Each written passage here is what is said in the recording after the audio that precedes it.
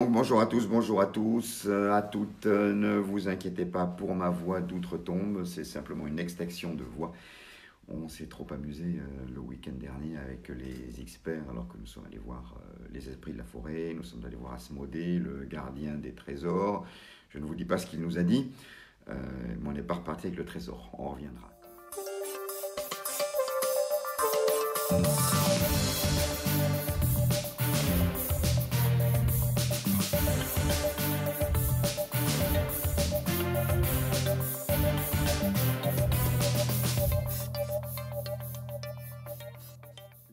Là, il me veut un petit peu particulier parce que je vais avoir à répondre à quelques questions qui m'ont été envoyées. La grosse question qui revient face à tout le bazar, pour pas dire le gros bordel, soyons clairs, qu'est-ce que le mentalisme?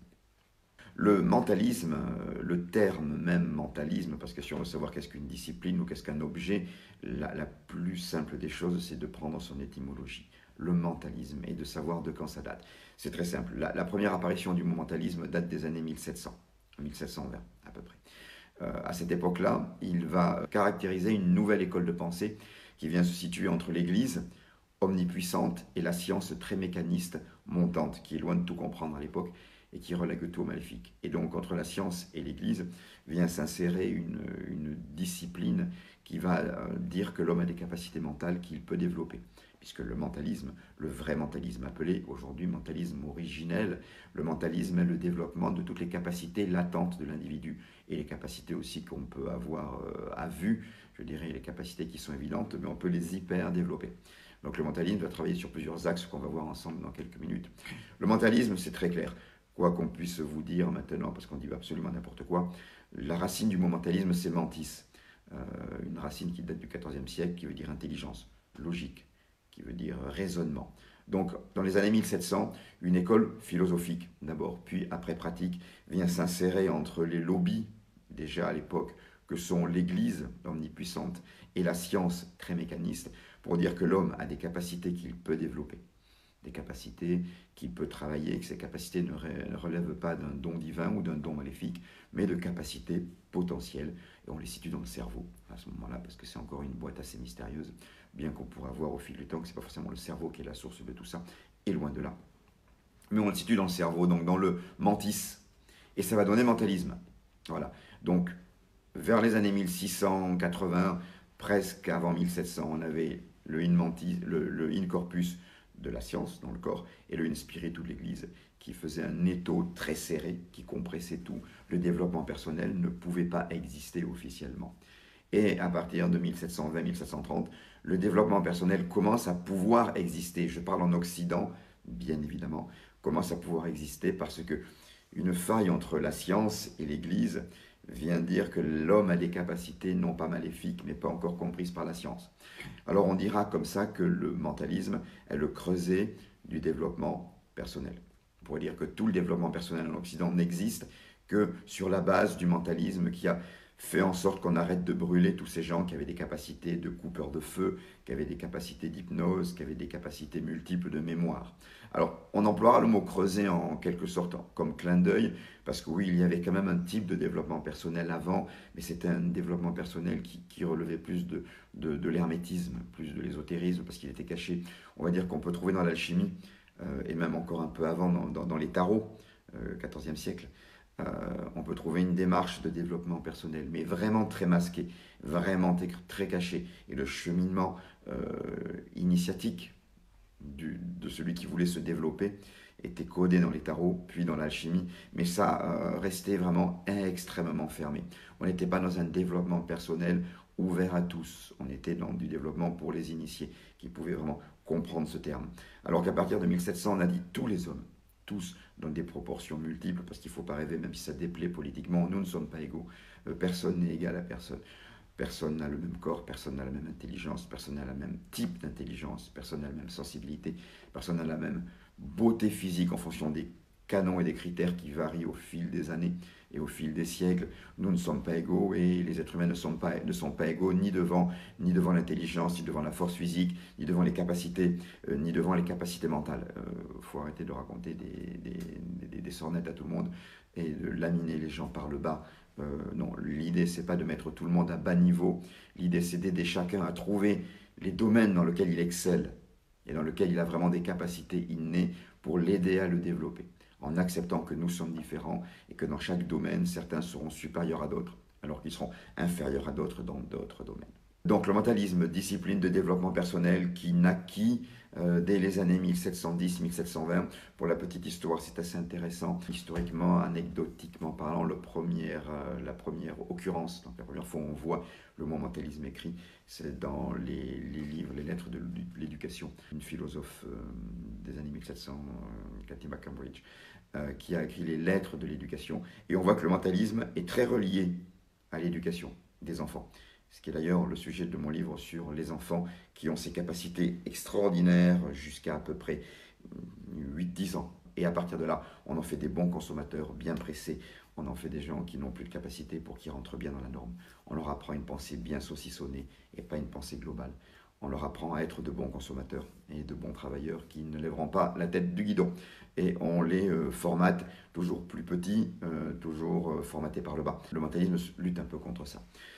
J'ai écrit un bouquin d'ailleurs à ce titre, je vous le montrerai, il est dans ma pile là, c'est Vos enfants sont hyper mentalistes, mais vous ne le savez pas encore, c'est celui-là d'ailleurs, voilà, je ne sais pas dans quel sens vous le voyez, normalement on le voit, voilà, mais c'est pas grave, il se trouve, et qui explique comment à peu près 10 à 15% des enfants ont vraiment des capacités extraordinaires en mentalisme, ce sont des hyper-mentalistes, jusqu'à à peu près 4 ans déjà il y a une première coupe, l'école. Et après, à 8-10 ans, ils ont perdu 9 dixièmes de ce qu'ils ont. Et c'est pour ça que beaucoup d'élèves qui viennent en formation me retrouver, finalement se rendent compte qu'ils ne viennent que rechercher les capacités enfants qu'ils avaient, qu'ils savent qu'ils ont perdues ou qu'on leur a écrasées. On peut comparer un petit peu ça comme si on naissait à 10-15% d'entre nous avec des espèces de pierres précieuses qui sont des pierres de mentalisme, alors que d'autres vont naître avec d'autres types de pierres précieuses, sur la musique, sur certaines sensibilités. Mais par rapport au mentalisme, on dirait des pierres précieuses de mentalisme, on naît, elles affleurent au sol. Et plus on va grandir, plus des couches de terre vont se mettre par-dessus si on ne les utilise pas, jusqu'à ce que ça soit bien enterré. Quand l'adulte vient réveiller ses capacités, c'est beaucoup plus difficile pour lui que s'il vient à 4-5 ans, ou si les parents, plutôt, parce qu'il y a peu d'enfants qui viennent à 4-5 ans tout seuls à la formation. J'en ai pas vu, mais peut-être parce qu'ils ne savent pas à taper à la porte. De toute façon, je ne les prendrai pas, c'est un petit peu trop jeune. On ne prend que des gens majeurs. Mais c'est le rôle des parents, d'aider les enfants à conserver ces capacités. Donc revenons au point de départ qu'est le mentalisme. 1700, le mentalisme naît avec lui tout un cortège de capacités qui vont être enfin reconnues comme naturelles, enfin du moins non maléfiques, encore un peu surnaturelles, mais pas maléfiques. Le magnétisme, le coupeur de feu, le coupeur d'eau, les rebouteux, les hypnotiseurs, etc., etc., etc. Les gens qui lisent déjà à l'époque les tarots ou les cartes. Enfin, tout ça va pouvoir croître. Tout ça va pouvoir fleurir sur le terrain qu'est le mentalisme. Alors ça nous explique qu'effectivement le mentalisme va être le creuset de tout ça. Et quand on voit des techniques comme les écoles de Paolo Alto par exemple, vous prendrez la PNL, la processcom, les énéagrammes, l'analyse transactionnelle, tout ça 2 siècles plus tard va fleurir sur le terrain qu'est le mentalisme. C'est pour ça que le mentalisme, lorsqu'on est en formation, est si vaste. C'est parce que ça a vraiment été le creuset, le terrain, à partir de quoi tout est né. Et on retrouve dans le mentalisme globalement la souche de toutes les techniques de psychologie comportementale et de toutes les techniques de thérapie cognitive. Les élèves qui viennent sont épatés de voir qu'en travaillant le mentalisme, ils travaillent un petit peu de tout. Et ça leur fait un socle extrêmement solide sur lequel après on peut bâtir des disciplines très verticales comme l'hypno, comme les énagrammes, comme l'analyse transactionnelle, comme tout ce qu'on veut en psychologie cognitive, en psychologie influence ou en thérapie comportementale ou thérapie cognitive. On met d'abord le socle extrêmement solide parce qu'on ne bâtirait pas un building de 300 étages sur un socle en sable avec le mentalisme. Et à partir de là, selon les sensibilités, on peut développer, une fois qu'on a toutes ces connaissances, on peut développer de manière très solide une approche extrêmement verticale parce qu'on la veut professionnelle ou parce qu'on est passionné de d'hypnose, on est passionné de magnétisme, on est passionné d'analyse transactionnelle, on est passionné où on va s'y passionner, où on va découvrir. Mais d'abord, le socle doit être solide. Et le mentalisme, pour ça, c'est extrêmement bien. Donc, on est aux années 1700, 1720, 1730, le mentalisme suit son cours, tout va bien, jusqu'à présent, tout va pour le mieux, dans le meilleur des mondes possibles, pour paraphraser Voltaire, qui a été repris après par Huxley. Mais bon, c'est un détail littéraire. Tout va bien jusqu'à peu près 1900, où là, il n'y a pas d'autre mot que c'est le bordel. Voilà. Pourquoi c'est le bordel? Parce qu'un type qui s'appelle Victor Seigno écrit un super bouquin qui s'appelle La loi du mentalisme. Ce bouquin est extra, il est tout petit, il va condenser en 150-200 pages tout ce qui a été trouvé dans le mentalisme, ou du moins en faire un bouquin grand public. Il va faire une vulgarisation du mentalisme qui jusqu'à présent était quand même réservée aux érudits, parce que si on retourne 5 ou 10 ans avant, le bouquin qui fait référence, enfin les 3 tomes qui font référence, j'en ai un exemplaire, c'est large comme ça, haut comme ça et large comme ça, c'est Le mentalisme absolu, ou Le pur esprit de Victor Mauroy. Donc Victor Seigno publie un bouquin qui devient un best-seller, qui traverse le monde entier en 2 ans. Il est publié en France, aux États-Unis, etc., etc. Je crois que dans les années 1903-1904, on trouve des exemplaires de la 33e édition. Alors, je soupçonne personnellement Seigno d'avoir un peu exagéré ses ventes et d'avoir peut-être sauté quelques éditions. Il est dû passer de la première à la 12e ou la 11e, ça c'est symbolique. Je ne pense pas qu'il y ait eu 33 éditions à l'époque, c'était beaucoup trop. Mais en tout cas, c'est un best-seller. Et à partir de là, les emmerdements commencent. Oui, je sais, je dis emmerdement, c'est comme ça. Les emmerdements commencent parce que là, les parasites arrivent. Les parasites, c'est quoi? C'est que les mentalistes qui ne font que des consultations privées à cette époque-là commencent aussi à faire des démonstrations de scènes, de véritables techniques. Et bien entendu, ça intéresse beaucoup plus le public des années 1900-1905, qui était féru de spectacles avant toute séance de cinéma. Il y avait toujours cinéma naissant, hein. Il y avait toujours des débuts avec des artistes. Et là, ils vont plutôt aller voir des gens qui font des choses vraies, plutôt que des gens qui font des choses fausses et qui les imitent. Je parle des magiciens, dans lesquels j'ai un monde que je connais très bien, dans lequel j'ai beaucoup d'amis. Il y a de très très bons magiciens. Pas beaucoup, mais il y en a de très très bons. J'ai beaucoup d'amis dans ce domaine aussi, donc il ne s'agit pas de dévaloriser, mais il s'agit de séparer les choses. À l'époque, dans les années 1910, 1905, déjà, la perte de fréquentation des salles de spectacle et de l'intérêt du public pour tous ces spectacles d'illusion au profit des spectacles de gens qui ont vraiment des capacités extraordinaires embête beaucoup ces magiciens qui vont se mettre à faire des spectacles où ils simulent, ils font semblant d'être des mentalistes. Un petit peu comme quand vous coupez une femme en 3 ou vous sciez une femme en 2, c'est un peu comme si vous étiez chirurgien. Donc ils vont simuler les phénomènes des mentalistes. Ils vont appeler ça des shows de pseudo-mentalisme, de télépathie truquée, etc., etc., etc. Là, on commence à avoir des soucis parce qu'on commence à avoir une espèce de petit mélange pas très sain et pas très propre, où on commence déjà à voir que le marketing l'emporte sur l'authenticité. Dans les années 50, ça s'accélère, et on se retrouve dans les années 2000-2003, où on parle encore très très peu de mentalisme. J'en veux pour preuve qu'à l'époque, je publie ce bouquin qui s'appelle « Mentalisme, c'est pouvoir que nous avons tous ». Je vous le montrerai quand j'ai fait un peu d'ordre. Voilà. Et c'est assez rigolo parce que ce bouquin, qui d'ailleurs a atteint des sommes phénoménales sur eBay, je l'ai vu dans les 900 €. Ne l'achetez jamais à ce prix-là, c'est des arnaques. J'en ai même vu signé par moi, je ne connaissais pas ma signature, en fait ça c'est un détail. N'achetez jamais ce bouquin à 800-900 €, c'est une folie. Si vous avez de l'argent à dépenser, faites des dons à des associations de protection de l'environnement, par exemple. Mais ce bouquin ne vaut pas 900 €, on le trouve maintenant à des prix plus raisonnables, mais à une époque c'était une folie. Donc je le publie en 2003, et là le mentalisme encore on en parle très peu. Il fait un vrai carton d'ailleurs, c'est mon premier, et ça faisait 101 ans que personne n'avait parlé de mentalisme originel, n'avait écrit sur le mentalisme originel, puisque le bouquin qui précédait, c'était celui de Seigno des années 1902, voilà la loi du mentalisme, où il est dit quelque part, pour le résumer, que l'univers n'est qu'une représentation mentale. En quelque sorte, on se fabrique nous-mêmes notre propre univers par la représentation qu'on s'en fait dans l'esprit. L'univers est une représentation mentale. C'est la pensée créatrice, quelque part. C'est une des lois qu'on va en mentalisme bien expliciter. Donc, jusque ces années-là, ça allait bien. Et à partir de là, ça commençait encore en plus à accélérer le bazar. De plus en plus de spectacles de faux mentalisme commencent à s'appeler mentalisme. Moi, j'étais déjà sur le marché moi, depuis les années 85, puisque j'ai déclaré le mot mentalisme en 88 à l'INSEE. Voilà.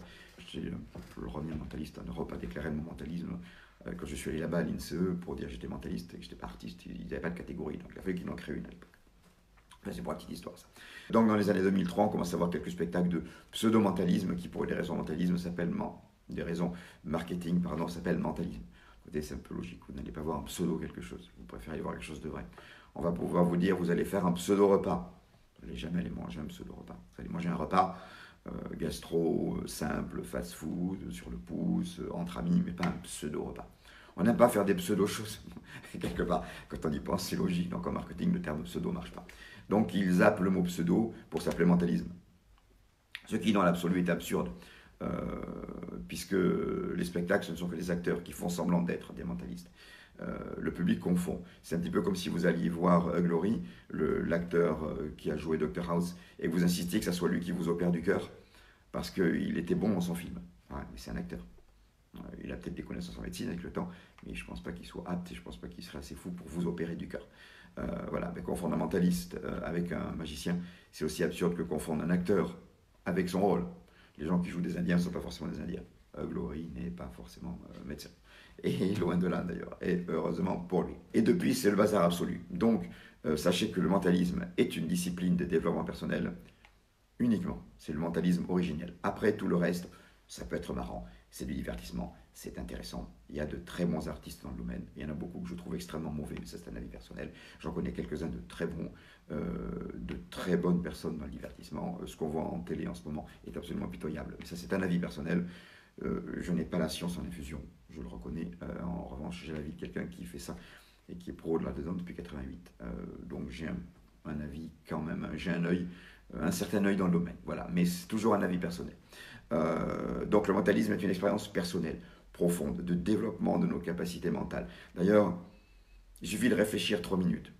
Si quelqu'un a vraiment la capacité de communiquer par le mental, de deviner ce qui se passe dans vos poches, de parler avec d'autres plans ou d'autres esprits, vous croirez qu'il irait s'emmerder sur une scène à essayer de deviner combien vous avez d'argent dans votre poche ou à reproduire un dessin que vous avez fait. Ça rime à rien. C'est d'une absurdité totale. Quand on a ces capacités-là, parce qu'elles existent chez l'être humain, on les utilise pour d'autres choses. On les utilise pour retrouver des gens égarés. On les utilise dans des cas de disparition. On les utilise pour des négociations. On les utilise pour optimiser ses propres capacités ou celles des autres. On ne s'en sert pas pour faire marrer sa voisine. J'ai rien contre. Mais à un moment, il faut se rendre compte que quelqu'un qui a de vraies capacités s'en sert pour développer le potentiel des autres. Et pas pour faire le clown à droite à gauche. Ça peut être du divertissement, mais qu'on n'appelle pas ça mentalisme. Qu'on appelle ça magie mentale, psycho-illusionnisme. J'adore ça. Je suis le premier à regarder ça avec un œil toujours assez critique, connaissant l'envers du décor. Mais ce que je demande simplement, c'est qu'on différencie ces mots et qu'on sache ce qu'on va voir. Voilà, tout simplement. Je ne vais pas m'éterniser 3 ans là-dessus. Par contre, j'en parle quand même un petit peu, parce que c'est vrai que dans les questions, ça revient souvent, et même pour un bouquin aussi clair que celui-là, par exemple, devenez la meilleure version de vous-même. En 7 semaines de techniques simples de mentalisme, devenez la meilleure version de vous-même en 7 semaines de techniques simples de mentalisme. Est-ce que vous pouvez me croire, si je vous dis qu'il y a des abrutis, parce que ça c'est vraiment des abrutis, qui ont le culot de me demander comment ça se fait que j'ai pas mis des tours de cartes dans un bouquin comme ça, ou que j'ai pas mis des tours de foulard. Allez faire un tour sur Amazon, puisque le bouquin était en vente sur Amazon, mais il y a encore des gens pour me demander pourquoi je ne parle pas de tours de cartes dans un bouquin qui s'appelle « Devenez la meilleure version de vous-même ». Alors, pour faire du mentalisme, il faut avoir un mental. Pour faire un mental, il faut avoir un cerveau. Et apparemment, même si tout le monde en a, on ne l'utilise pas de la même manière. Mais ça, c'est un petit aparté. Oui, je suis assez cash, assez franc et direct, parce que je ne suis pas du tout politiquement correct. Et je pense que quand les choses doivent être dites, elles sont dites. Les élèves qui sont avec moi savent que je viens des arts martiaux, que j'ai commencé à 4 ans. Et donc, je suis assez franc. On peut me dire ce qu'on pense, mais je dis ce que je pense. Et en formation, ça passe ou ça casse, c'est vrai. Mais on minaude pas, on ne fait pas du parler flou. Non, quand on veut se développer et qu'on veut accompagner des gens sur le chemin, il faut pouvoir leur dire, tête en tête, en face à face, ce qu'on pense. Et vous verrez avec moi, je ne suis pas là pour caresser les gens dans le sens du poil. Je ne dois rien à personne. Très clairement, je ne suis pas quelqu'un qui réseaute. Vous me voyez très peu en réseau. Je n'ai pas 10 000 partages par un réseau pour qui je dois après partager des posts, alors que j'aime pas ce qu'ils font. Les gens qui me partagent sont des gens qui aiment ce que je fais. Si je partage quelqu'un, c'est parce que j'y crois, et c'est pas parce qu'il m'a partagé. Qu'on soit très clair. Alors je vous le dis aussi franchement, si vous aimez ce que je fais, vous avez envie de le partager, partagez-le, mais n'attendez pas de moi que je partage vos trucs si je ne suis pas d'accord avec. C'est comme ça, c'est mon éthique. Je ne dis pas qu'elle est bonne ou qu'elle est mauvaise, je dis c'est mon éthique. Parce que j'ai aussi la demande, est-ce que vous voudriez faire une affiliation avec nous, machin? Non, non, non, il y a des gens, c'est non, parce qu'ils ne sont pas dans mon éthique. Je vais partager des posts aussi de gens qui ne partagent pas les miens. Par exemple, sur les hérissons. Les hérissons ne partagent pas mes posts, mais je partage les posts du hérisson. Moi, j'ai un amour pour les hérissons que tout le monde connaît. Mais ça, on s'en fiche un peu ce soir. Donc, le mentalisme, je reviens pour clôturer ça.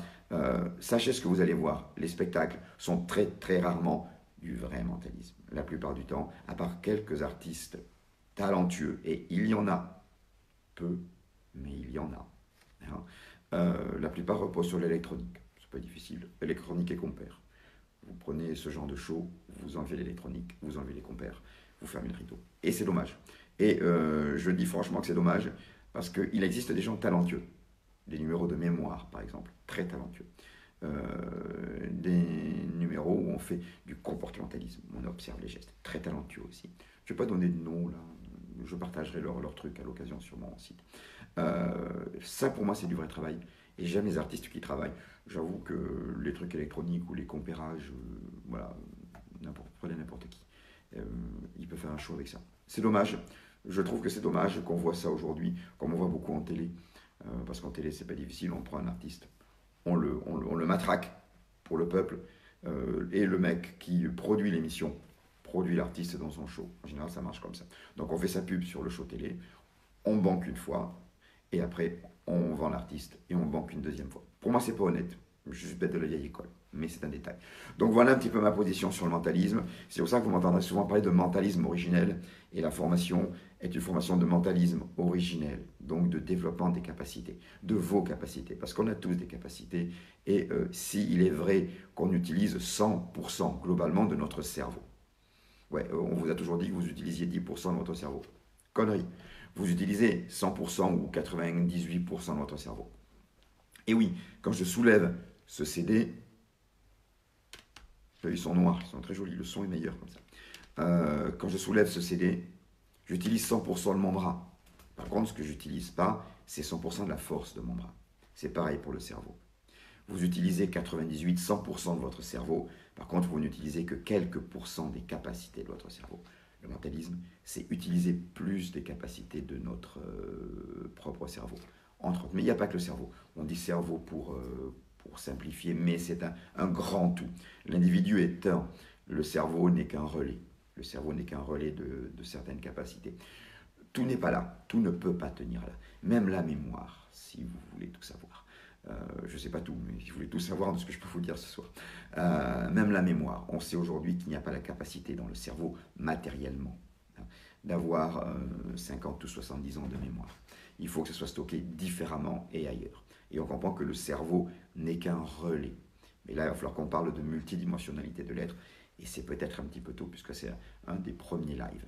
Du coup, ça m'amène, maintenant que vous savez ce qu'est le mentalisme originel, et ce qu'il doit devenir, et ce qu'il doit continuer à être. Vous savez ce que c'est. On va voir quels sont les axes que développe le mentalisme. Le mentalisme développe à la base 4 axes. J'en ai rajouté un 5e, mais ça, c'est parce que c'est nécessaire aujourd'hui, et c'est dommage que ce soit nécessaire, mais c'est comme ça. Et pour fêter ça, je vais boire un petit peu d'eau, parce que j'avoue que ma gorge... Voilà. Merci de m'avoir attendu. Le mentalisme, c'est 4 axes principaux.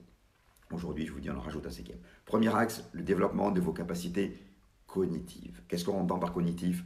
Tout ce qui est communication, logique, déduction, la PNL, par exemple, tiens, c'est du cognitif. L'hypnose, c'est quasiment que du cognitif. Un peu d'hypersensoriel, mais bon. L'énéagramme, du cognitif. Donc, raisonnement, logique, communication, mémoire, tout ça, c'est le cognitif pour l'axe mentaliste. Axe numéro 2, là il devient vachement plus intéressant. C'est l'hypersensoriel. Qu'est-ce que l'hypersensoriel? Eh bien, c'est nos sens, de manière hyper, comme un hypermarché, voilà, comme une hyperbole. C'est-à-dire qu'on va prendre nos sens Et on va les étirer pour affiner l'acuité et la distance de perception.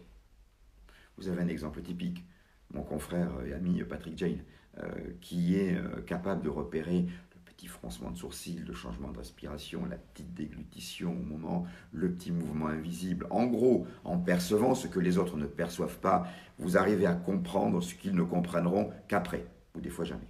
Vous en savez plus sur leur intention en observant leur micro, macro gestes, leur paraverbal, donc tout ce qui est parallèle au verbal, que des fois eux-mêmes. Et en consultation, on s'en sert beaucoup quand par exemple un client a l'incapacité ou un patient, selon qu'on est thérapeute ou consultant, coach, accompagnant, quand un client a l'incapacité de formuler par ses petits gestes, par ses petits mouvements, chose qu'il ne voit pas, il ne choque pas, on sait sur quelle notion il faut pointer, on sait sur quoi il faut poser le doigt, immédiatement. On peut même anticiper ce qu'il va dire parce qu'on perçoit les petits gestes, parce que son corps envoie des signaux qui sont quasiment invisibles. Alors on s'en sert aussi au poker, on s'en sert aussi bien en séduction, on s'en sert aussi bien en thérapie, on s'en sert en coaching, on s'en sert en négociation. Ça peut être aussi bien des petits mouvements que des changements dans la voix, ça peut être des changements d'odeur, des changements de position, enfin, c'est tout ce qui touche à nos 5 sens, la vue, l'ouïe, le toucher, etc., mais développé de manière hyper. En gros, vous le venez et vous allez devenir avec ça de véritables détecteurs de mensonges sur pattes. Vous détectez les intentions. On ne chope pas les pensées comme ça, mais on capte les intentions.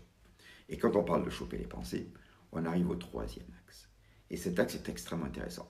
C'est le développement des capacités extrasensorielles. Là, on n'est plus dans l'hypersensoriel, on est dans l'extra. Et extra, ça veut dire, donnez-moi un extra, donnez-moi quelque chose en plus. Donc, extrasensoriel, c'est des sens, mais en plus de nos 5 sens. Donc, on n'est plus dans l'ouïe, la vue, le toucher, le goûter, etc. On est dans des sens autres. Et on va être dans l'anticipation, la communication mentale, le charisme, l'influence, etc., etc., etc. On est dans le côté un peu supranormal du mentaliste. Et ce qui est extrêmement intéressant, c'est que vous vous rendez compte progressivement que ces axes, je ne les cite pas dans n'importe quel ordre.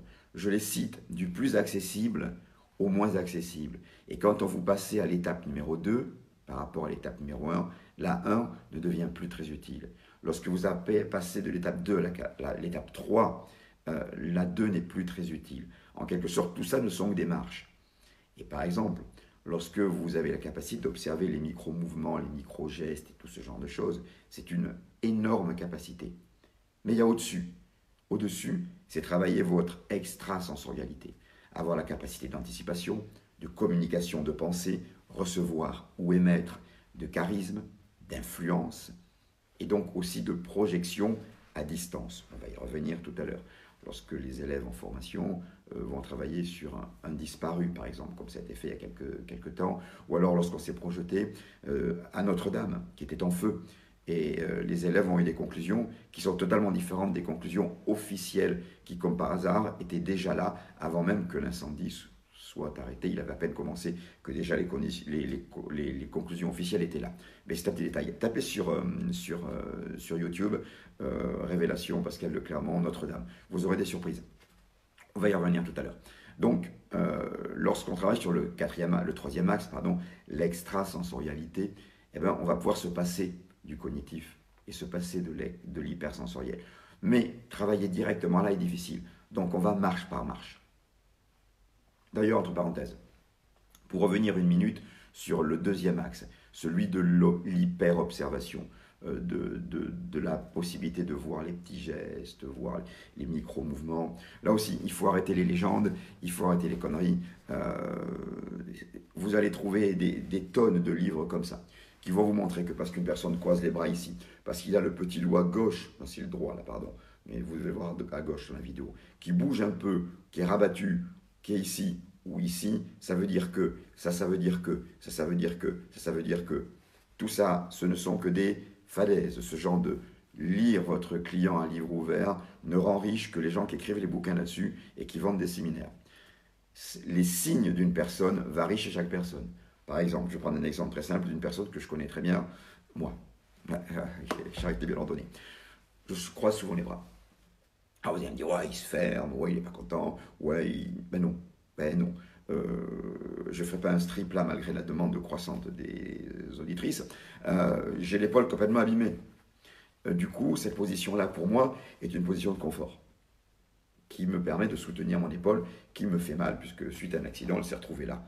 Bon, on me l'a remise là, mais elle était là. Donc, ça laisse quand même des petites traces, hein. Du coup, ben, quand je me mets comme ça, je peux être très attentif, très ouvert, très bienveillant, très attentionné, mais j'ai mal. Et on a beau être attentionné, ouvert et bienveillant, euh, j'ai pas envie d'avoir mal. Je suis pas maso, donc je vais me poser comme ça. Et ça arrive à beaucoup de personnes qui, parce qu'elles ont mal dormi, ont un peu mal au dos, se positionnent différemment, se tournent, bougent sur leur chaise. Si vous utilisez les grilles classiques d'interprétation, vous allez penser que votre client, votre patient n'est pas content, est en refus. Non.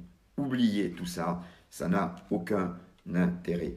Vous devez apprendre à observer votre patient, votre client, votre interlocuteur, interlocutrice, partenaire, et arriver à vous-même vous faire votre propre grille de ces mouvements et ce qu'ils veulent dire. La seule constante qu'on a là-dedans, c'est les mouvements du visage. Parce qu'effectivement, certaines personnes, dont en particulier Paul Ekman, sont arrivées à montrer que globalement, universellement, la joie, la tristesse, la colère, les 5 émotions de base plus 2, que vont être la joie, la tristesse, le dégoût, le mépris, etc., la tristesse, je l'ai dit, la surprise, voilà. Toutes ces émotions-là, il n'y en a que 7, hein, 5 plus 2, eh ben, elles vont avoir toujours quelque part le même jeu de muscles dans le visage. Hein, quand on a les sourcils qui montent mais qui ne se rapprochent pas, ça peut être une partie de la surprise, alors que par exemple la peur va être les sourcils qui montent aussi, mais pas la même position du regard. La colère va avoir les sourcils qui peuvent descendre et se rapprocher. Ça, c'est assez universel. Mais au-delà de ça, du travail sur les expressions, tout le reste, les micro et macro mouvements sont d'excellentes choses à observer. Mais par contre, n'essayez pas d'apprendre par cœur des grilles, ça ne sert strictement à rien qu'à enrichir ceux qui vous les vendent. Donc, observez. Et chaque personne a ses équivalences, à elle ou à lui, qui restent souvent constantes si le contexte est le même. Voilà, professionnel, personnel ou intime. Donc, nous avons vu, on revient, j'arrive à revenir, voilà. Nous avons vu les 3 axes du mentalisme, que sont le cognitif, l'hypersensoriel, donc observer ce que les autres n'observent pas, percevoir ce qu'ils ne perçoivent pas, pour comprendre ce qu'ils ne perçoivent pas encore, l'axe plus supranaturel, qui est l'extrasensoriel, qui va être tout ce qui est communication mentale d'esprit à esprit, influence, charisme. Oui, le charisme en fait partie. C'est l'énergétique du corps. Projection à distance, anticipation. Et quand on dit anticipation, on sait aussi connaissance du passé caché. Parce que le temps n'est que la représentation qu'on s'en fait. Donc, quelque part, passé, futur, c'est globalement la même chose. Je sais, pour plus tard, ça on dira. Le temps n'est que quelque chose que l'on vit. C'est pas universel, le temps. Il y a des événements cosmiques dans lesquels le temps va dans les 2 sens. Les trous noirs, par exemple. Où le temps fonctionne à l'inverse. Donc le temps n'est pas universel, ce n'est que la perception qu'on en a. Donc du coup, on est sur ce 3e axe, le côté plus paranormal, supranormal, des mentalistes, celui qui fascine. 4e axe, beaucoup moins connu et développé, parce qu'il est plus difficile encore à accéder, c'est l'axe du travail de la multidimensionnalité, où on comprend que l'être humain, que l'on voit en 3 dimensions ici, est beaucoup plus dimensionné. Il n'est pas que dans 3 dimensions. Il y a plus de dimensions autour de nous, même si on n'en perçoit que 3. Travailler avec ces multidimensionnalités, chose qu'on a fait par exemple ce week-end avec les élèves, lorsqu'on était 2 jours à Rennes-le-Château, aller voir d'autres choses. On rencontrait des énergies plus subtiles, qui n'ont pas de corps, mais qui savent se manifester. Et ça depuis des siècles, puisqu'on les voit toujours aux mêmes endroits. Rennes-le-Château, qui est quand même l'unique église à l'entrée où le bénitier est supporté par un diable d'à peu près 1 mètre, 1,10 m, qui est Asmodée, le gardien des trésors, et qui a été sculpté exactement dans la position pour s'asseoir sur un fauteuil qui se trouve dans une forêt à plusieurs dizaines de kilomètres de là, qui s'appelle le fauteuil du diable, entre guillemets. Et lorsqu'on relie ces deux, et qu'on me fait un triangle équilatéral, on se retrouve à une source aussi à une vingtaine de kilomètres plus loin qui s'appelle la source du diable. Donc c'est des petits détails géographiques, enfin c'est à côté du mont Bougarache et on a vraiment travaillé sur l'hyperdimensionnalité. Donc se dire que ce n'est pas parce qu'on ne perçoit et on ne perçoit sensoriellement que 3 dimensions, qu'il n'en existe que 3, ça serait d'une vanité absolue, ça serait ne croire que ce que l'on voit. Or aujourd'hui, on ne peut plus croire que ce que l'on voit. La preuve en image, j'espère que vous me voyez en ce moment, dans votre téléphone, smartphone, télé, ordi, enfin, ou quel que soit le support. Et pourtant, vous ne les voyez pas arriver, les ondes. Vous ne me voyez pas arriver derrière votre écran. Vous ne voyez pas comment j'arrive. Mais je suis là, avec vous. Tout marche par ondes maintenant. On ne les voit pas, on ne les perçoit pas, sauf les gens électrosensibles. Donc aujourd'hui, vouloir rentrer dans le délire de je ne crois que ce que je vois, c'était bien il y a 300 ans. C'était bien avant. C'était bien il y a très longtemps. À l'époque où il fallait casser la superstition un petit peu. À l'époque de Descartes. Où il a fait un très gros travail, René Descartes. Il a brisé le lobby des superstitions. Il a montré un petit peu la portée du rationnel, du cartésien. Descartes, cartésien, ça vient de là. Il a apporté une approche scientifique. Mais aujourd'hui, on a compris qu'on est entouré d'au moins une douzaine ou une quinzaine de dimensions. Une petite recherche dans les publications en mécanique et en physique quantique. Je ne parle pas du quantique commercial où n'importe quoi devient quantique. Vous aviez un stage de magnétisme, vous l'appelez toucher quantique. Ça se vend mieux. Non, je parle de vraies recherches de mécanique quantique, comme ce qui est fait, par exemple, en Suisse, ou sous Genève, il y a une espèce d'accélérateur de particules, où on fait des recherches extrêmement poussées. Et on sait que l'univers que l'on perçoit est en 3D, on ne perçoit que 3 dimensions, dans un état normal de conscience. Mais en réalité, il y a beaucoup plus de dimensionnalité que ça. Et c'est ça qui explique qu'on peut stocker des informations, qu'on peut communiquer d'une manière différente, qu'on peut travailler sur la matière, que la matière agit à distance sur le vivant et que le vivant agit sur la matière par la pensée, la matière inerte ou la matière vivante. La matière inerte, c'est les fameuses torsions de métaux, mais c'est aussi le fait que, par exemple, certaines ne peuvent pas porter de montre. Je ne peux pas porter de montre. On est beaucoup à ne pas pouvoir porter de montre, elles se dérèglent toutes. C'est quoi ça, si ce n'est l'action de l'esprit sur la matière inerte? Le magnétisme, le coupeur de feu, le coupeur d'eau, c'est quoi? C'est l'action de l'esprit sur la matière vivante, ce coup-ci. Donc, c'est sûr, quand on imagine quelqu'un, comme dans les X-Men, qui tord à distance les réverbères, ça fait un peu rigoler. Quand on voit les clés qui se tordent comme ça dans les spectacles, où le magicien, parce que c'est le magicien, il vous tord 15 clés à la suite, et il vous les transforme, il change de couleur. En 2 minutes, il y a eu 30 clés tordues, c'est du spectacle. Hein, c'est des métaux à mémoire, très souvent. Des choses qui se tordent quand on les réchauffe, plus exactement. Bon. Vous tapez nitinol sur Internet, vous trouverez ça. Non, les torsions de métaux, c'est aussi le fait de ne pas pouvoir porter de montre. Aussi simple que ça. C'est le fait d'avoir des ordinateurs qui sont toujours en panne, des téléphones qui se mettent toujours à ne pas marcher avec vous. On est nombreux à être comme ça. C'est l'action de l'esprit sur la matière. Donc, aujourd'hui, on sait que nos sens sont très limités. Et d'ailleurs, ce que je perçois n'est pas ce que vous percevez, ni ce que perçoit votre femme, ni ce que perçoit votre maîtresse, ni ce que perçoit vos enfants, etc., ou vos amants, enfin bon, ou votre mari, ou votre plombier, votre voisin, enfin qui que ce soit. On a tous nos perceptions, elles sont uniques. On a simplement appris à concilier le vocabulaire, qui nous permet de croire qu'on perçoit pareil. Mais bon, ça c'est un autre débat. Donc, une multidimensionnalité, c'est le 4e axe du mentalisme. Travailler sur ces multidimensions, comprendre que l'être humain est multidimensionnel et multidimensionné. Et c'est là où on se retrouve avec certaines personnes qui ont un nombre de dimensions pas si élevé que ça, pour des questions d'histoire de vie. On pourra rentrer dans les détails plus tard, mais je suis là d'avoir toutes les réponses. Et d'autres qui sont très dimensionnés. On dira c'est une vieille âme. On dira, ouais, cet individu a du charisme, on sent qu'il a beaucoup de dimensions derrière lui, beaucoup de vie derrière lui. Ce ne sont que des dimensions, tout ça. Et on les vit en temps réel. Et travailler sur cette multidimensionnalité est aussi le 4e axe, le point ultime du mentaliste. On ne les perçoit pas, ces dimensions, en état de conscience modifié ou en état modifié de conscience, ce qui sont 2 choses totalement différentes. On ne rentrera pas dans les détails aujourd'hui, c'est trop technique, et puis ce n'est pas le but du live. J'en parle dans mes bouquins ou j'en parlerai un peu plus dans un live. Donc, Les états de modifié de conscience ne permettent pas de percevoir ça. Ce qui permet de le prévoir, ce qui permet de le percevoir, c'est les états de conscience étendus. Et là, on est plus proche des tranches chamaniques ou de l'hyper-empiria. L'hyper-empiria, c'est un type d'hypnose qui ouvre vers l'univers. C'est un type d'hypnose qui n'est plus une hypnose qui pointe et qui centre sur une expérience sur laquelle on se focalise, mais à l'inverse, sur une expérience qui s'ouvre.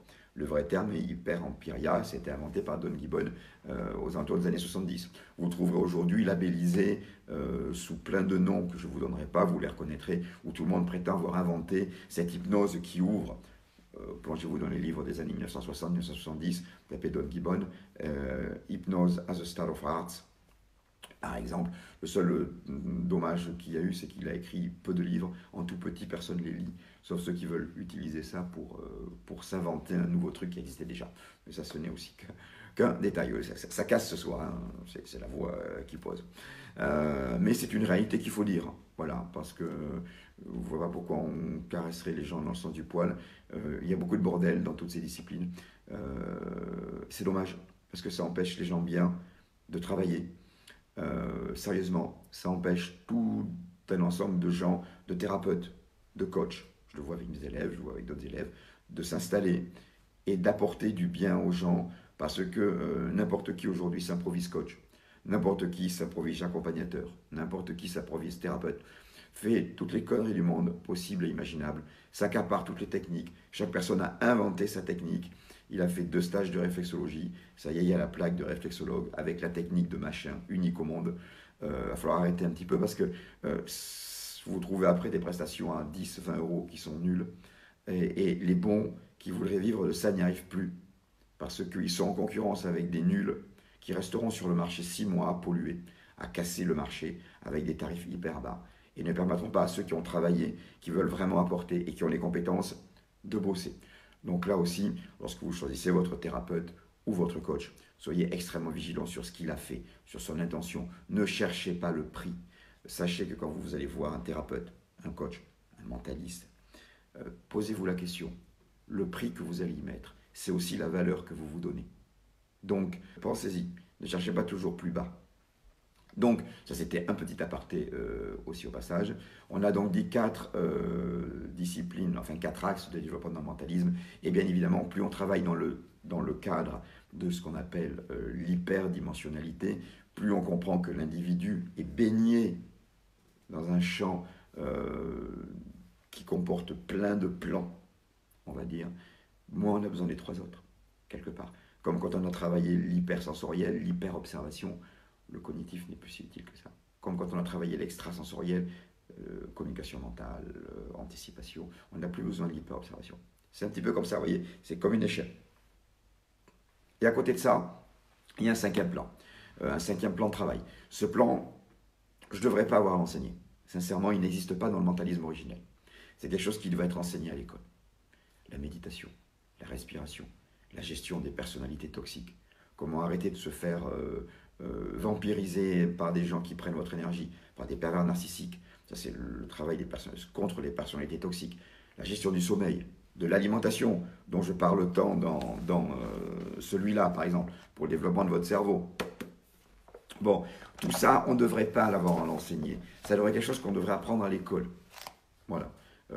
Entre parenthèses, s'il ne tenait que de moi, j'enseignerais plutôt la méditation que des cours d'économie dont personne n'a rien à foutre et qui ne serviront quasiment à rien. Mais ça, c'est un avis personnel. Qu'on apprenne la méditation, qu'on apprenne à faire des enfants libres de penser, qu'on leur apprenne la pensée holistique, qu'on arrête de les saucissonner en 1 plus 1 plus 1 plus 1 plus 1 plus 1 pour que tout le monde puisse suivre. Non, qu'on donne aux gens des outils de développement et pas des outils d'esclavage. Mais pour ça, il faudrait changer au niveau politique, il faudrait changer de mentalité, il faudrait sortir d'un système de consommation absolue. Et à mon avis, c'est un petit peu trop dur. Donc, nous, ce qu'on va faire, eh ben, on va essayer de se donner quelques éléments pour pouvoir sortir un peu la tête hors de l'eau et transmettre des messages. Donc, ce 5e axe, c'est ça. Gestion du sommeil, de l'alimentation, des émotions, méditation, respiration, travail des énergies internes, travail des énergies externes. Ce qui devrait être le b.a.-ba de l'éducation. J'espère que dans 20 ans, 30 ans, 50 ans, ça sera compris. Mais pour paraphraser le Dalai Lama, il disait bien que si on apprenait la méditation à tous les enfants du monde, toutes les guerres, ça serait quasiment en une génération. Et je suis persuadé que c'est vrai. Mais justement, est-ce qu'on veut que les guerres cessent? C'est un live très subversif, mais à un moment, il faut dire les choses et poser les choses qui sont.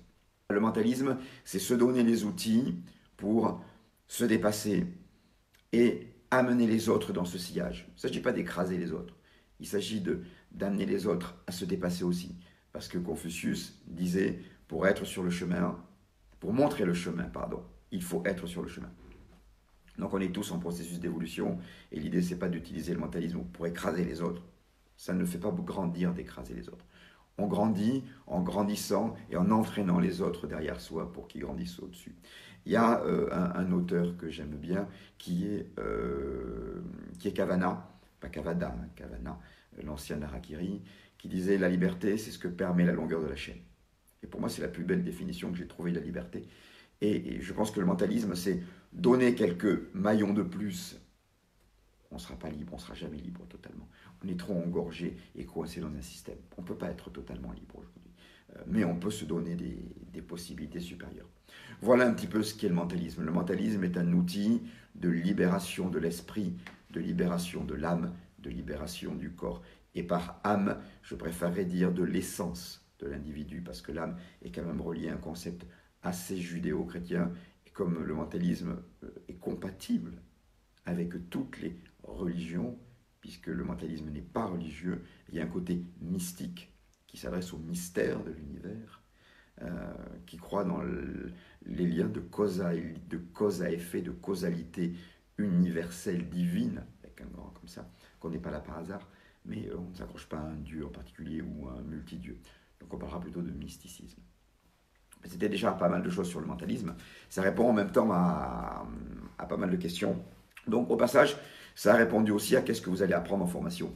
Puisqu'on me demande souvent les formations, qu'est-ce qu'on y apprend? Bon, on apprend le mentalisme par la pratique. Parce que là, c'est pareil. Vous pouvez apprendre 50 recettes par cœur, 2000 recettes. Ça ne vous nourrit pas. Le mentalisme, c'est pareil. On doit le pratiquer. On doit le vivre. On doit l'apprendre. Et pour ça, on peut apprendre seul ou être guidé. Qu'est-ce que je conseille? Ben, je conseille dans un premier temps d'apprendre le mentalisme, à utiliser le mentalisme seul. Ne serait-ce que pour vous ouvrir. Vous pouvez le faire grâce à des vidéos, j'en publie sur Internet. Vous pouvez le faire grâce à des livres, j'en ai. Vous avez par exemple ces deux-là, récents, qui sont chez Le Duc, chez Hachette. Celui-là niveau 1, celui-là niveau 1,5. Celui-là est un peu plus sophistiqué, celui-là a plus de base. Il est plus ancien même s'il vient de ressortir. Voilà. Voilà, je pense que vous devez bien les voir. Vous avez 5 ans de boulot là-dedans. 5 ans à maîtriser tout ce qu'il y a. Facile. Vous pouvez les acheter d'occasion. Vous pouvez même les voler. Je m'en fous. Vous savez, en tant qu'auteur, c'est pas l'argent qu'on gagne sur un bouquin. Je ne vais pas me plaindre. Mais on n'écrit pas des bouquins pour devenir riche. Croyez-moi. Voilà. Vous avez des magazines. Voilà, tiens, un petit coup de pub pour moi. J'étais très content parce que là, avant de partir samedi, on m'a envoyé ça. C'est le Paris Match de cette semaine. Enfin, maintenant, on est jeudi, donc c'est le Paris Match de la semaine dernière. Voilà. C'est juste un petit coup d'ego, mais ça fait toujours plaisir de voir que le travail qu'on fait est reconnu, puisqu'on a 2 pages dans Paris Match. Voilà. Donc il y a des bouquins, il y a celui-là aussi, qui a plein de notions extrêmement intéressantes. Vous pouvez apprendre seul. J'ai des tutoriaux, abonnez-vous à la newsletter, vous allez sur le site, c'est gratuit, on met plein de dossiers. Le mentalisme, c'est un peu ma vie. Je suis plongé dedans depuis que j'ai 4-5 ans. J'ai toujours fait que ça. Je suis plongé dedans. Ma vie, c'est de partager ce mentalisme. Alors oui, j'en ai fait un métier, c'est vrai, mais mon but est de partager, d'ouvrir. C'est pour ça que j'écris tant de bouquins. Donc il y a des vidéos, il y a des tutoriaux, il y a une newsletter gratuite. Vous avez aussi les CD. Les CD, on me demandait à quoi servaient les CD. C'est des CD qui permettent de vous mettre dans des états, de mettre votre cerveau dans des états très particuliers selon les besoins que vous avez. Que ce soit pour travailler vos perceptions extrasensorielles, pour travailler vos projections hors de votre corps, pour travailler vos perceptions en niveau 2, pour travailler sur les exercices de respiration, pour travailler sur les méditations, pour travailler sur les états θ. Ça aussi d'ailleurs, θ, c'est un vrai trésor, l'état θ. J'en parle dans celui-là, c'est un espèce de trésor qu'on a tous, mais qu'on n'utilise pas. Picasso, Churchill, Dali, Edison l'utilisaient beaucoup. Léonard de Vinci, quasiment toutes ses inventions, il les faisait en se mettant en état d'état. On est tous capables de le faire, vous le faites tous les jours. La seule chose, c'est que vous ne savez pas quand vous le faites et vous ne savez pas l'utiliser. Mais ça s'apprend. Donnez-moi une semaine avec l'exercice qu'il y a là-dedans, et en une semaine, vous avez le génie de Picasso. Ça ne veut pas dire que vous aurez son coup de main, hein, attention. Mais vous aurez les mêmes techniques. C'est juste que l'individu est livré sans son mode d'emploi. À la naissance, on ne nous file pas un mode d'emploi de cerveau, ou de capacité du moins. C'est vraiment pas que le cerveau. On dit cerveau, mais ça ne réside pas là. Rappelez-vous, ce n'est qu'un relais, le cerveau. Un relais à d'autres multidimensionnalités. On n'a pas de mode d'emploi. Du coup, on s'en sert très mal. On s'en sert vraiment comme des manches. Mais alors là, à un point, vous n'avez pas idée. Et je suis sûr qu'avec le mentalisme, on n'utilise que 25 ou 30% des capacités, pas plus. Je suis sûr que les limites, pour l'instant, on ne les a pas trouvées. Donc c'est impossible de savoir quel pourcentage on utilise tant qu'on ne connaît pas les limites supérieures. Voilà. Donc même avec le mentalisme, tous les jours, on travaille de nouvelles techniques. Tous les jours, on trouve de nouvelles choses qui montrent que le cerveau peut être encore plus utilisé. Voilà. Tout ça pour dire, vous pouvez apprendre seul à utiliser les techniques de mentalisme pour améliorer votre vie, améliorer vos performances intellectuelles, sexuelles, physiques, émotionnelles, professionnelles, aider les autres, les accompagner. Vous pouvez utiliser le mentalisme pour ça. Vous pouvez le faire seul. Par contre, à un moment, vous allez plafonner. Comme tout. C'est vrai pour le piano, c'est vrai pour la cuisine, c'est vrai pour quasiment tout. À un moment, quand on apprend seul, on plafonne. On a évolué et on plafonne. Et là, il est important de venir prendre des formations. Soit pour améliorer vos techniques, soit pour apprendre des bonnes habitudes, soit pour retrouver effectivement l'hypermentaliste qui est en vous et qui a été écrabouillé par l'école. À un moment, il faut.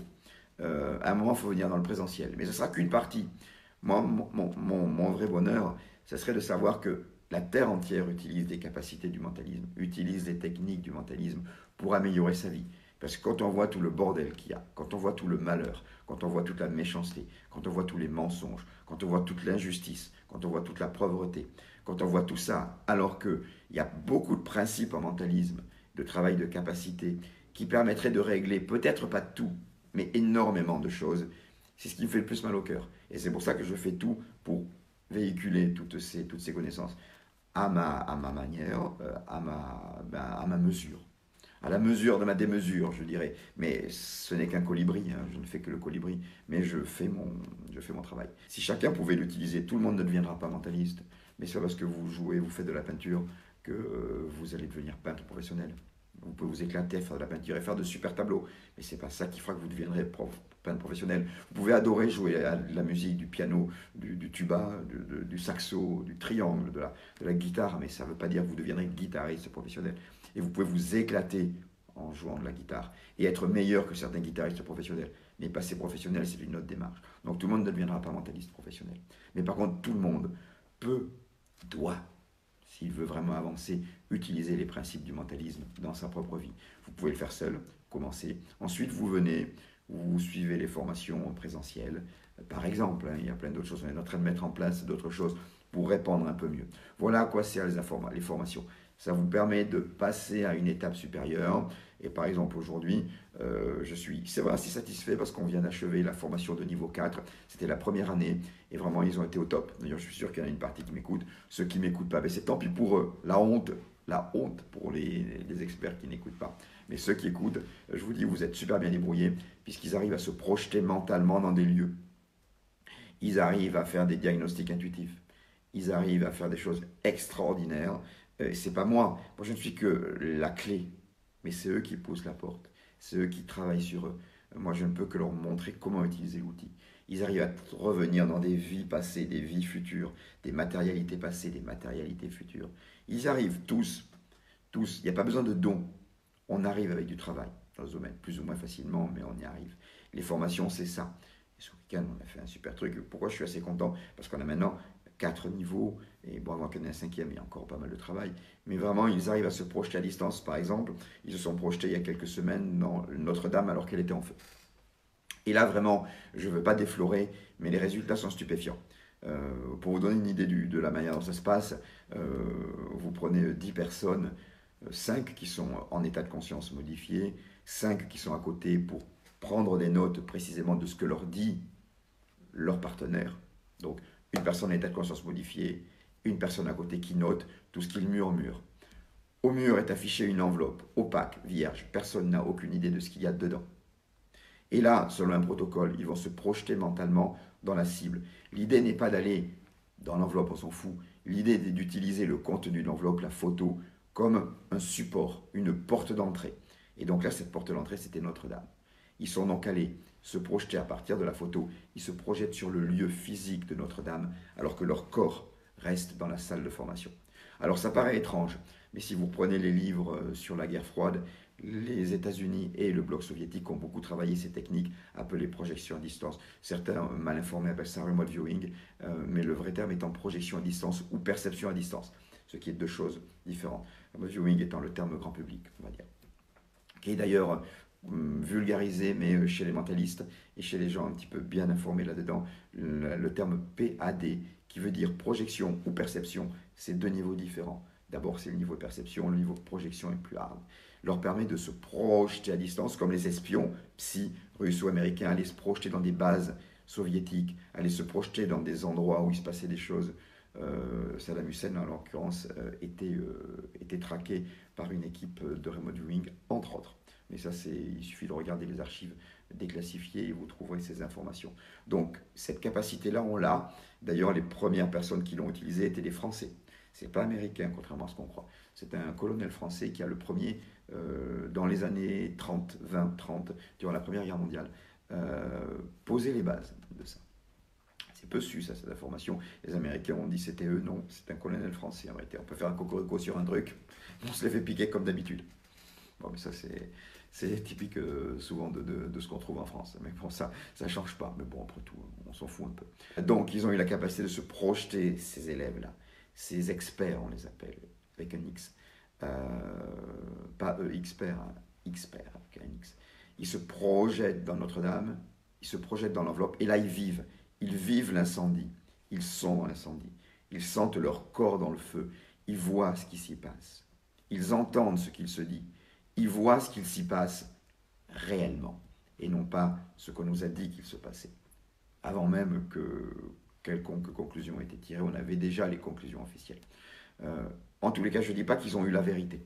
Je ne dis pas que ce qu'on a vu, nous, est 100% la pure et totale réalité, parce que qui peut savoir? En revanche, le fait que 5 personnes se projettent dans un lieu qu'ils ne connaissent pas et voient tous la même chose, alors qu'ils ne partagent aucune information pendant l'expérience. Qu'on soit bien clair, ils se projettent dans la cible mystérieuse, ils ne la connaissent pas, et les scribes notent scrupuleusement ce qu'ils murmurent. Ce n'est qu'à la fin qu'on lit toutes les impressions. Et là, quand on se rend compte que tous ont atterri dès les 2 premières minutes dans le feu de Notre-Dame, on fait « Waouh, il s'est passé quelque chose là.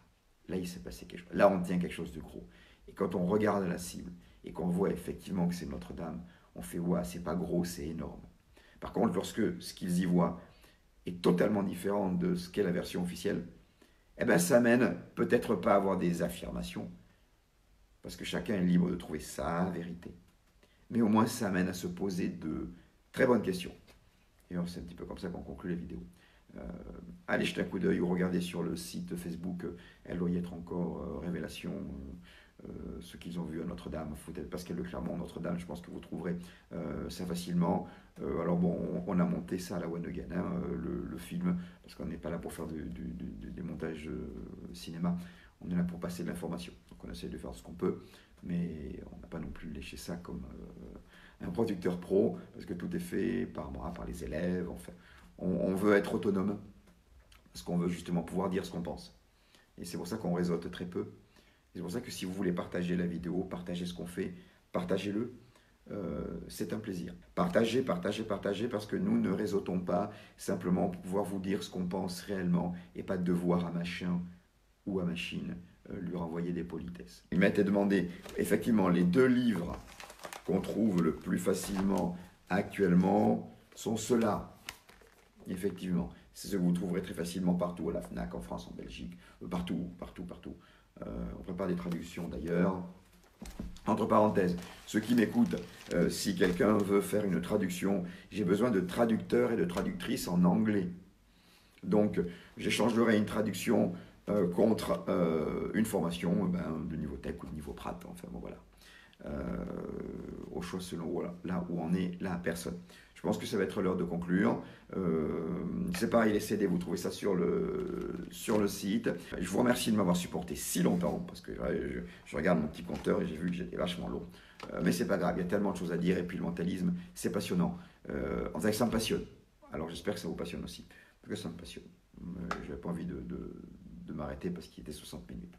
Je vous remercie, portez-vous bien, parce que ce n'est pas les autres qui vont vous porter. Rappelez-vous, vous avez des capacités extraordinaires. Libre à vous de les développer, de les utiliser, de travailler avec, ou alors de continuer à avoir la tête dans le guidon, à plus pouvoir vivre votre vie, à ne pas vivre votre vie, mais survivre. Hein, si vous voulez vraiment ouvrir les yeux, vous ouvrir à autre chose, commencez à vivre votre vie, à développer vos capacités. Le mentalisme est la clé, que ce soit seul, que ce soit avec moi, en présentiel, je m'en fiche. L'important, c'est que ces capacités, vous les ayez. Je vous dis, dans les 2 bouquins que je vous ai montrés, vous avez 50 boulots, au moins. Vous pouvez les acheter d'occasion. Si vous... Travaillez. Investissez sur vous. C'est la seule chose qu'on ne peut pas vous prendre. Parce que tout ce que vous avez en bien matériel, vous comme moi, on peut nous le piquer. Un divorce, un problème avec l'État qui raquette encore plus. Et hop, on nous pique tout. Sauf ce qu'on a là. Et nos capacités. Et notre essence. Donc travaillez à ça. C'est le meilleur investissement que vous puissiez faire. Investissez sur vous. Tout ce qui est bien, matériel, consommation, tout ça, ce n'est là que pour vous aider à avancer. Ce n'est pas des fins en soi, c'est des moyens. Rappelez-vous bien ça. Toute la matérialité n'est que des moyens pour vous développer intellectuellement, mentalement, physiquement, spirituellement. C'est des axes différents, on reviendra dessus. Les biens matériels ne servent qu'à ça. Et sachez que, comme disent les Indiens, ce qui vous appartient aujourd'hui a probablement appartenu à quelqu'un avant et appartiendra à quelqu'un d'autre demain. Donc, tout est intemporel. Il n'y a que le développement de vos capacités qui là est universel, qui là est gagné à vie, quasiment. Et peut-être même à vie avec un S. Donc, travaillez sur vous. Comme je vous dis, portez-vous bien parce que personne ne doit vous porter. Je vous dis à bientôt et merci. Bye bye.